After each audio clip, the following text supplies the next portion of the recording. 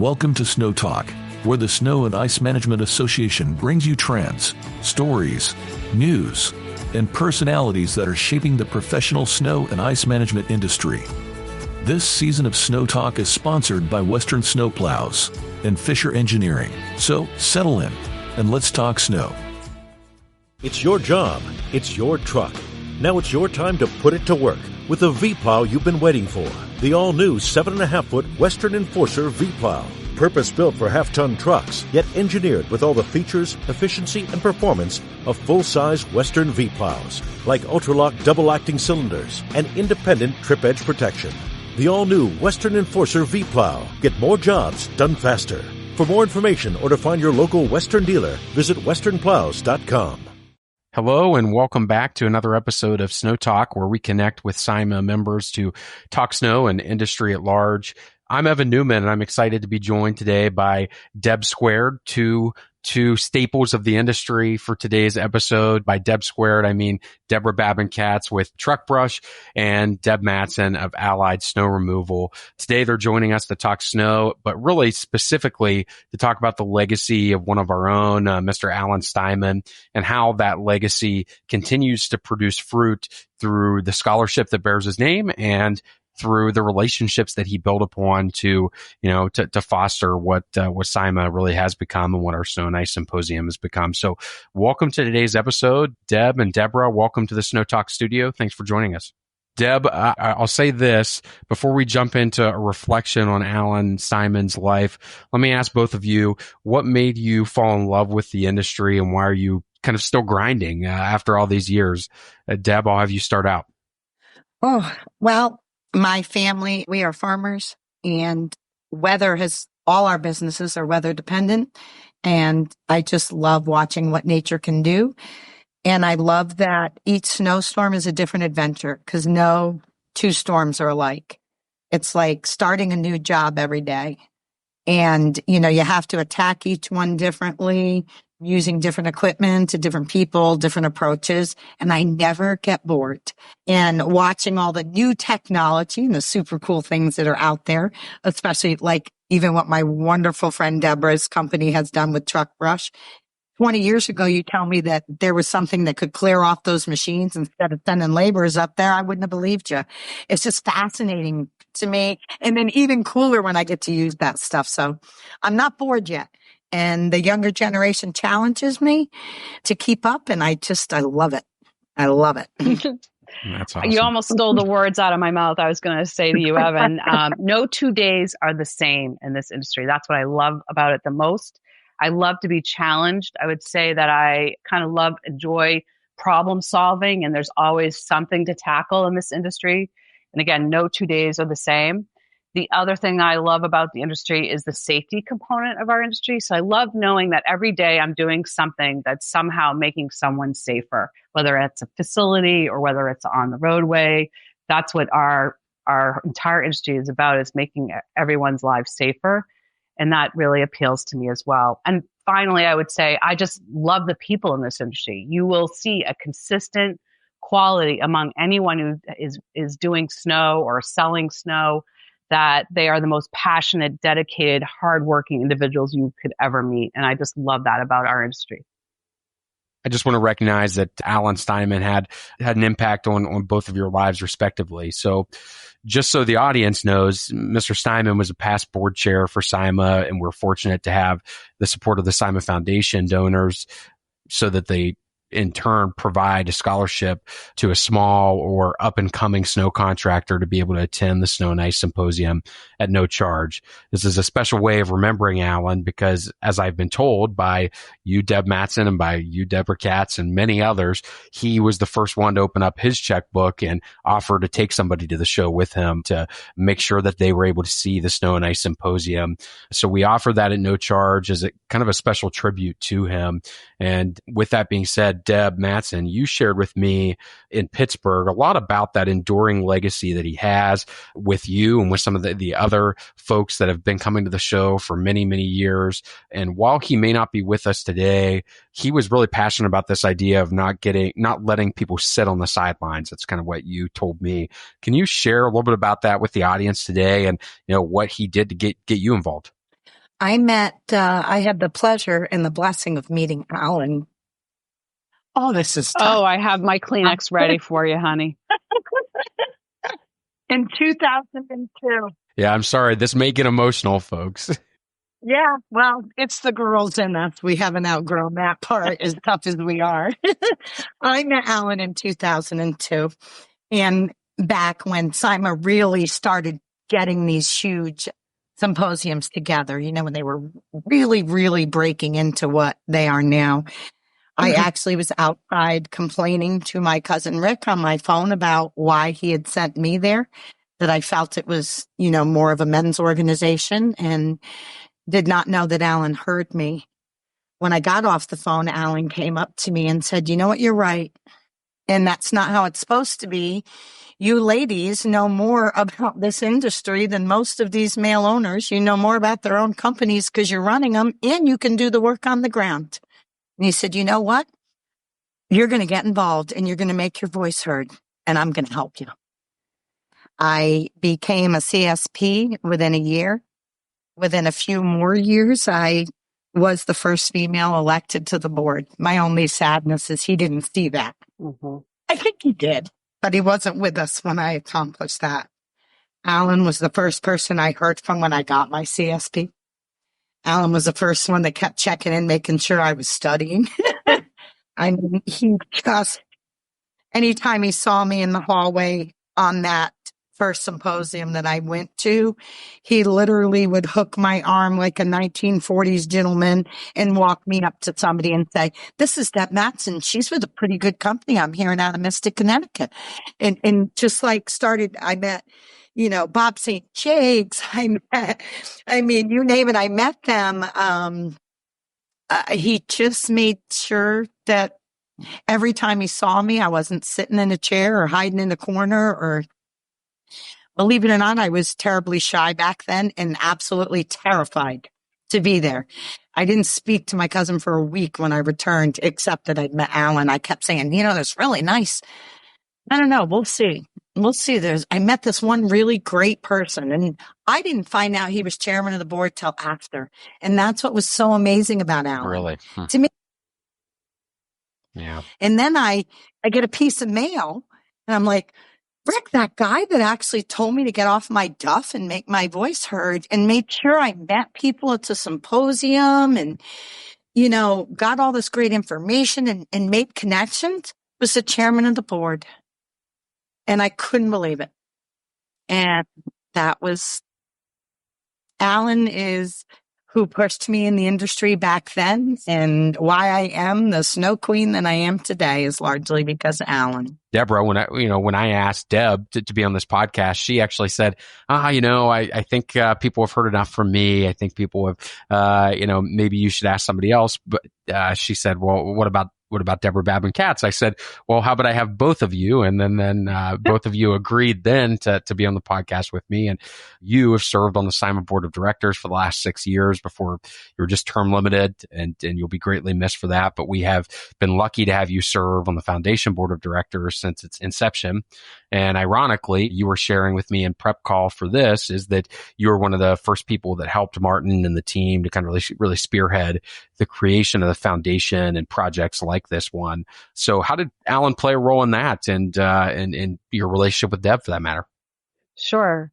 I guess I'll take a step back because my story of how I met Alan is somewhat similar to Deb. And I think it speaks volumes as to who Alan was. But I basically met Alan I want to say it was in 2007. I went to Milwaukee. I was fresh starting a new company in business development. It was called D Communications. And I was basically going there to kind of grow that business and get snow contractors interested in my skills in marketing and business development. And I ended up on a plane with Alan. And as Deb describes, and to know Alan and anyone listening to this podcast who knew Alan had this long mane of hair, and it was silver, like really thick and silver and long. He was known for his hair. So you couldn't help but notice a man that gets on a plane who's somewhat large and has this gorgeous set of hair. And we ended up at a taxi stand and you struck up a conversation. He's like, "Where are you headed?" And I said, "Well, kind of like, well, you're not going to believe it, but I'm actually going to a trade show for snow contractors. And he started to smile and laugh and he said, I'm going to the same show. And just like Deb, he didn't say, I happen to be the past board. He had just rolled off and he was now the past chairman of the board. He didn't say any of that because Alan was so humble. And he's like, let's share a taxi. So we instantaneously became friends on this taxi ride. And what ultimately happened is he took me under his wing during the entire trade show, just like Deb describes couple of years later, right? Fast forward. And he just introduced me to every single person. And he was asking me for my business cards. He was giving them out to people. He was just incredible. And I didn't really realize who he was. But one thing I noticed during the show was every single person who passed him knew who he was. And we're at a large trade show. There's 2,000 people, or whatever the number is. Every single person knew this man. And he was just so wonderful. And we just started to bump into each other at other trade shows in the area since we were both from the Boston area. And ultimately, Alan hired me and I ended up working as his marketing business development consultant. Yeah. And he had, in addition to his amazing snow business at the time, he also did very high-end landscape construction jobs. When I say high-end, I mean these were multi-million-dollar homes, some of which have been showcased in Architectural Digest. And he would do all the surrounding landscape around the pools, and I was in charge of all his advertising. We used to have actual photo shoots of all of his work, and I was in charge of all of that. So we developed a lifelong friendship from just that one symposium that definitely impacted my entire career. He was the person who encouraged me to get involved with SIMA, to join committees. So I was on the editorial advisory committee and the communications committee at the time. And we just always ended up talking about SIMA, even though I was there to talk about his business. It always came back to the association. How can we make this industry better? Alan was always looking at how can we make this industry better. And I would also say, ironically, I think Alan was about next gen before next gen was a term that we use today. Every single person that touched Alan that he was interested in was a younger person trying to figure out this industry, trying to make a buck, trying to make a living, trying to be successful, trying to have a successful career. Maybe they didn't own the company, but they were there to learn. And he just was, he was ahead of his time when it comes to the whole next gen, in my opinion. I think that the one thing that's evident with both of you, let me say this before I know you have a thought and you want to finish it, Deb, but now it makes more and more sense the reason that you two are so passionate about passing it on, if you will, because that's a lesson that it sounds like was instilled in you by Alan. Because with the next gen thought that you just shared, now it makes so much more sense about both of your personalities and why you're so giving in the ways that you are. So 100%. I was going to say, the Alan Steiman scholarship, the board decided to actually establish that scholarship prior to Alan passing away, but while he was ill. And I actually was the person asked to give the speech for the first recipient ever to receive the scholarship. And we were so blessed that Alan's family and Alan and some of his key employees at the time all attended that symposium award ceremony. There was not a dry eye in that room. It was 500 plus people.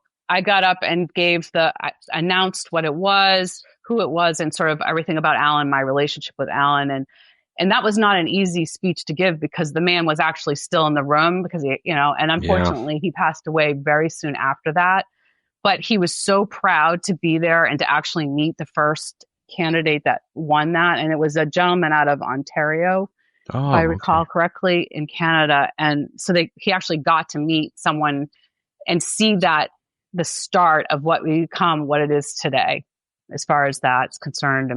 Obviously the SIMA Foundation, we started about in 2020, we got our 501c3 designation, and this particular scholarship became part of the responsibility of that group of trustees. And the whole goal is, up until that point, we've only been able to sponsor one person. The idea or what vision Alan had for it was that someday that would be way more people coming to the symposium because of that scholarship.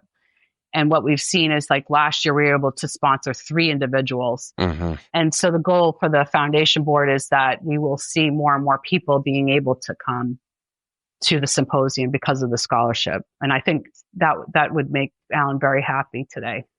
Yeah. Yeah. That's a good segue. What would you say, knowing that a number of people have received this scholarship since its inception and have been fortunate enough to be able to award, as you mentioned, Debora, that we had 3 scholarship winners last year, which those 3 gentlemen were so kind, so generous, so thankful. But Deb, what do you think this would mean to Alan today? What do you think this scholarship would mean to him? Oh, I think it's the epitome of who he was. I think it would mean everything to him. Alan always wanted to know, do you have what you need to be to the next show? Are you coming? Are you, to anybody he met? So I just think it 100% shows who he was. And this is the best way we can honor him. And you said it earlier. He took the time to take the minority of the industry and give us value at a time when our place in this industry was unclear. And to have a scholarship to bring out anybody that might be afraid, nervous, can't afford it, a little unsure, and bring them into this. That is just as simple as making friends with Debora in a cab and literally pulling me off the side of a building going, come on, I got some people for you to meet. I mean, what better way? What better way? I can't think of a better way to honor somebody that propelled forward some pretty amazing individuals in the industry, and gave us careers that we never thought we would have, or opened the door to it. I just thought I would. The scholarship continues to open the door. That's how I thought I'd be a little bit better office manager, more help for Rick. And now look, 22 years later, I'm like still in the truck, still running the teams, integral part of our management team, and I traveled the country, gone to Canada, spoken, teaching, mentoring. That was Alan, and to have a scholarship, even give anybody that chance to lead on the path that I know he put me on, I think has him beaming from above. I bet. Debora, it seemed like you had something you wanted to jump in with. I was going to say, I think the stat, there's a really interesting stat that no one talks about that much about the scholarship, but I'll talk about it. And the stat is that of the people that have won over the history of the scholarship, over 90% of those individuals not only come back after the first time that they're actually comped, but they come back for future symposiums, and they often join and become members of the association. And it's that stat that I think would make Alan so happy, because that in essence is why I think Alan had this vision. It's great. It's a scholarship. It gets someone the ability to be there that can't afford it. And that's really what it's meant to do. And there is a component of affordability to this when you apply, but it's the fact that it actually leads to a long relationship with the association and in participation of the symposium. That's the piece that I think Alan actually saw that didn't really get discussed when they were developing. Like, who knew what was going to happen? I'm sure the board thought, we'll create this and hopefully it'll last 5 years, and look at it now, right? So I really look at that stat as it's a major win-win for the individual, but also for the industry, because not only are we growing the industry by bringing these individuals in, we're equipping them to be successful, to actually be able to start companies or continue with the company that they're working with, to have success. And I truly believe that their success is going to make our industry stronger. Yeah, I absolutely agree. And again, what a good segue, because one thing I know is that both of you have had some time to meet or connect with different recipients of this scholarship, either at the show, after the show, at future shows. So, we would like to have some of these people on the podcast for a future episode to kind of continue telling the story of how Alan's legacy continues to live through these snow providers, just like it does with the both of you. But with that being said, what would you say were some of the takeaways they had from attending the show and seeing how it has helped? Debora, you mentioned that you talked with one of them on the phone just here recently, actually.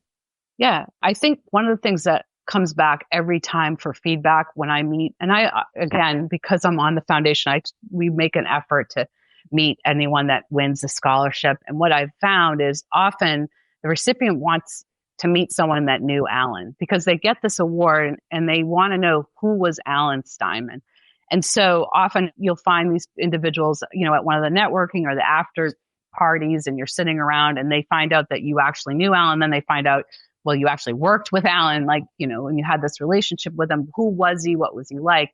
And you start to describe Alan, and they really love to hear who he was. And Alan, the accomplishments are huge. He not only served on the board and was chair, and he served on committees, and he won recognitions for all that he did for SIMA and everything, but he did it in such a humble way. I think it's both of Deb and I have said, we didn't even know that he was, when Deb met him, he was a chairman, and when I met him, he was just past chairman. We had no idea. When I say he was humble, man. And so I think that it means so much to the individuals to learn a little bit or have some insight about the person for which they receive the scholarship. The other feedback that I get from these individuals, they're shocked when they come at how open people are that they meet, like how friendly everyone is, like all these strangers, and they're all coming up, and some of them are heavy hitting contractors, have been in the business for 30 years, highly successful, multi-million-dollar businesses, and they're having conversations with these individuals. And often the snow contractor who's there meeting these young individuals will say, here's my card, call me if you need anything. So that just goes to show you how wonderful our industry is, truly, because we all want to help each other out. And, no one actually says, oh, he's a competitor. Like, we're all so open and honest about everything. And I think they're absolutely shocked when they come to an event with over 2,000 people and every single person wants to shake their hand and talk to them and bond with them. And they learn so much. And I think that's what draws them back, because they realize, oh, I met my family. Here's my family. I'm going to come back next June and see my family, and that's really what, the two things or the two takeaways. I would say, yes, I always give my card, and I always tell these guys that win, please feel free to call me anytime. And I had an interesting thing happen recently where one of these young gentlemen that I met this past June did call me, and he was going through a rough patch, and we just talked, and mostly I listened. And I thought, after I got the phone, I was thinking to myself, oh my God, Alan's up in heaven, and he's doing it from heaven, because that was something that Alan used to do. And Deb, I know you're going to believe me when I say this, but Alan had the most uncanny ability to phone you at the time when you needed that phone call. It was, and I'm telling you, like Justin Gamester said the same thing to me, other people in the industry that have been in the industry that were friends with Alan, we all say the same thing. He had this ability to suddenly you'd be having a bad patch and the phone would ring and it'd be Alan. He'd be like, hey, Deb, what's going on? Thought I'd give you a call. And then you just start blabbing about whatever the problem was that you were struggling with. By the time you were off the phone, you had gone from, I'm quitting that committee, to I'm going to become the chairwoman of that committee, or whatever it was. Like, he would convince you somehow to stick it out. I was studying for my CSP, and I was studying with a few other coworkers. The guys were kind of teasing because it was the mechanic section we have mechanics. So it's like, what would you do if this happens? And I didn't think SIMA would like my answer of call the shop. They wanted to know what I was going to do, not bring it. So anywho, I'm going through that, and they were kind of joking around, and I'm like, I've had enough. I don't know why I'm bothering. I threw my cards. The next day, Alan called. He goes, how's your studying going? The test is in New York next week. You ready? And I was like, who told him? I was just like, this is ridiculous. I'm not going to do this. I don't want to do this. This is nuts. No, forget it. Just give me my route and let me do my billing. I'm good. But he did. He called me out of nowhere. He knew. Yep. He just had that ability. So now, like, I'm experiencing this, how many years it's been, 15 plus years later. And here's, someone who won the scholarship calling me just to kind of talk. And I was just like, wow, this goes beyond just, handing someone a scholarship. We're giving people access to individuals, to mentor, to support them, to help them. And I hope that any future winners of the award, as well as past winners of the award. And I've also seen winners of the award, they end up joining committees. They end up becoming involved in the organization and doing all the things that Alan believed in. Alan was a firm believer that everyone should volunteer for the sake of volunteering. It shouldn't be about awards or anything else. that you should support the industry. And I think these recipients are seeing, and to piggyback on what she said, Alan helped me and many others with nothing to gain from that. Nothing. The younger generation, the recipients of the scholarship, hopefully are seeing as they're, seeing the veterans of the industry reach out and help to them and hold on to what we are as an industry, the real professionals where we help each other, is as they go forward and they're the next generation or they're the veterans of the industry. In Alan's way, stay humble and help those when you have nothing to gain for helping. Nothing. I would say also, to piggyback on you, Deb, that Alan, while he personally had nothing to gain, he had an understanding that if we didn't educate contractors on how to price correctly, how to execute a contract, don't sign this, but sign that, how to do it safely and effectively and cost effectively. If we didn't teach those skills, then people were going to jump into the industry, do it wrong, and that ultimately was going to hurt the rest of us. Like that was a dialogue I had with Alan a lot when we would meet for our little muffin, and I would tell him what I had done for him lately as far as marketing to business development. We would always gravitate towards that. So I would say that even though he personally wasn't going to benefit, he saw that. He understood that. We had to stick together if we wanted change. That was for sure. He was big about that. We had to stick together. It's so true too. Like I'll say to truck brush people that are calling me and interested in our product, like I always end the call by saying, I tell them all the things that I'll do to support them, whether they buy the product or not. And I truly believe, like I say all the time, like your success is our success. Yeah. Our company can't be successful if the snow contractors aren't successful themselves. And I think that's also a concept that Alan truly got, and so everything he did was with that in the background. And it circles back around to what you had asked Devin about what keeps me excited about the industry. I love it when these young kids call and they're like, "Hey, Deb, you're the girl I was told to ask." And I love hearing their enthusiasm, their willingness to learn. I had a young contractor that I've known for several years. He's like, I got an offer to work down south. What do you do? And I was like, listen, make sure you have these 5 things in line before you pack up your truck and go out of state. He gave me a hug and he was like, thank you. And just to watch their enthusiasm and seeing, I love watching people grow, and it's just really great to see it. So, and to know that this will continue on is awesome to me. And hopefully grow. Yeah. Will. I think it will. Mm-hmm. And I will say this, just listening to the two of you and hearing everything that you're saying, I think it's really impactful. The scholarship is impactful in a lot of ways because of the continued community that it helps to build. You mentioned the importance of the community and the importance of being involved with SIMA and this and that. But at the end of the day, what Alan wanted was a community. That's what I think the SIMA founders wanted, was this community of people getting together and being willing to be vulnerable and share best practices and share pitfalls and things like you mentioned, Deb, that idea of here's what you need to know if you're going to go across state lines, and being willing to share that with someone that may or may not be considered a competitor. I think oftentimes we get wrapped up in this idea of the dog eat dog world because we live in such a transactional society, and like we do at this current junction of kind of where we're at.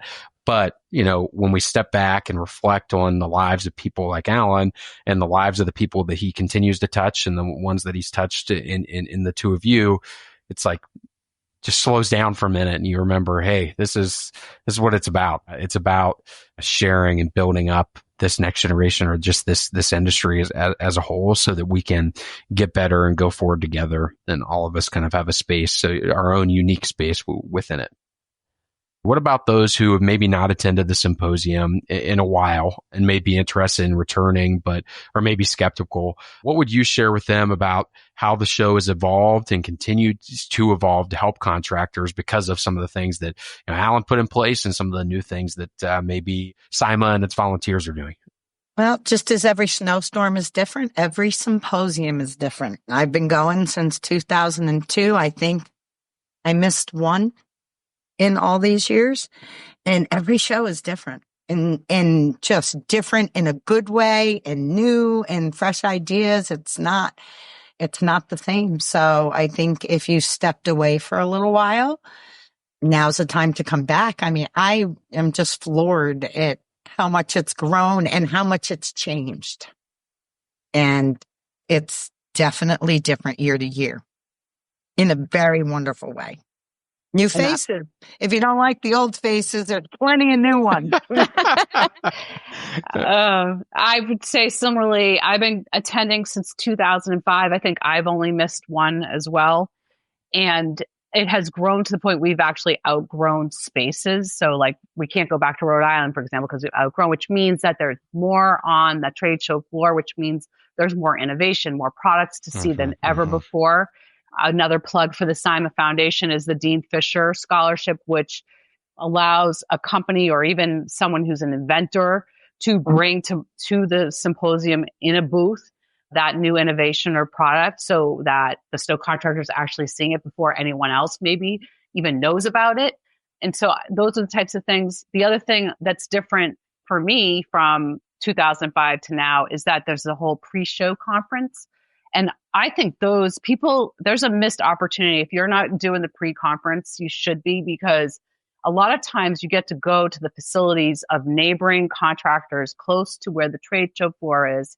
And you really get to see how they do their business. You get to learn what technologies they're using. You know, have they instituted a new software program that maybe you're thinking about seeing, but you're seeing in real time, in real world, in their company.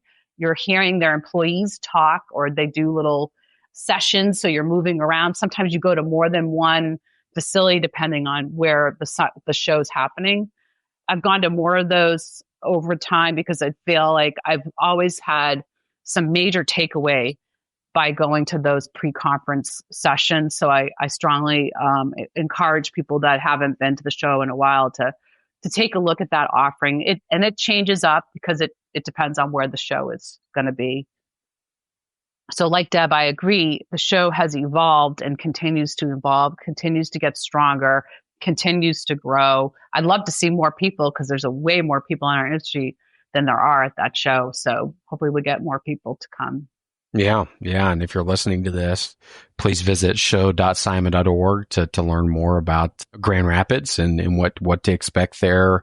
We're going to be there the week of June 17th. So look forward to seeing you there. Thank you both for sharing some experience. You know, I can talk about the show all day because that's my job, but it's nice to hear from people who, you know, are taking time. You know, Deb, Mattson, you mentioned it. It's like, you know, sometimes it's hard to take the time away, but whenever you do take that time away, it's worth it.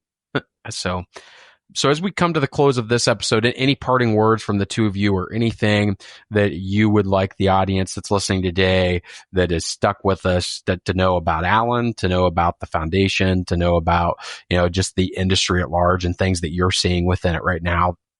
My favorite thing Alan said to me was, you don't get to complain if you're going to stand against a wall. You don't like how it is here? You think it's a good old boys club? Let's go. Make your voice heard. Let's change things. And that is it. I remember that every once in a while when I want to whine about something at work, I'm like, nah, I don't get to just sit here and whine about it. I got to get off my tush and do something about it. So if you don't like the way the industry's going, or you need more information on how to change it, join SIMA. That's the way to do it. And join the group. Join the club and join the family. Join the family. We stick together. There's enough asphalt for all of us. And and I was going to say my closing is also an Alan Steiman lesson learned, and that was always pay it forward. So I'm going to plug again the SIMA Foundation, because if you want to pay it forward and you don't have the time, so the first way you can pay it forward is to offer your time. You see someone that's new in the industry, you see someone who's struggling in the industry, you stop, you take the time to educate them, to help them in any way. If you don't have the time, but you have a checkbook, SIMA Foundation is a great way. I mean, what we're doing with the money that we receive, and I want to thank anyone who's ever given to that foundation, because in addition to the scholarships, the other two facets of the foundation that are so important in my mind is we are doing incredible research, industry research that's never been done before, that's helping snow contractors to be more successful in their businesses, benchmarking things that we've never looked at in the past. There's a webinar coming up soon on last year's research project. These are research projects that cost thousands of dollars to execute properly with third-party researchers, and the money is going to do that. So another aspect of how the foundation's helping everyone to be successful.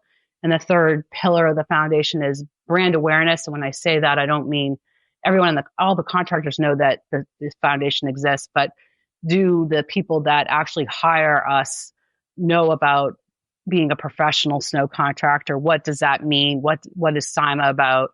And, how do you go about hiring someone who understands best practices? And we're working a lot on brand awareness, which is not an inexpensive thing to do when you start, marketing and doing videos that are targeting, facility managers and the like. So again, pay it forward. I've learned from Alan that it's all about paying it forward. And I think I've dedicated 20 plus years to volunteering for that reason. Debora, Deb, thank you both for your time, sharing a little bit about Alan. I know that, again, as I mentioned, this could have been a 3-hour podcast because he impacted. We could have done this for 3 days. Are you kidding? Yeah. It's Deb and me. He impacted so many people's lives. There's so many stories we haven't told you, Evan. We could have a part 2, a part 3.